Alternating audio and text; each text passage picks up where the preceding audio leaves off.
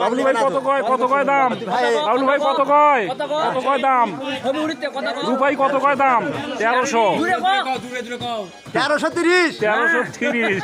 আচ্ছা, মাল নিবে না, ওই কিছু করতে না, ভিনো নাকি দাদা। দেখছেন আপনারা রূপাইয়ের কতটাই কদর। আর এখন যে শশাগুলো নাচছে সেগুলো সবই কিন্তু রূপাই, যার কারণে পাইকারদের আগ্রহটা খুব বেশি। শশার কালার, সাইজ সব কিছুই ভালো। দেখতেই পাচ্ছেন শশা চলে এসেছে। কি দাম দিচ্ছেন?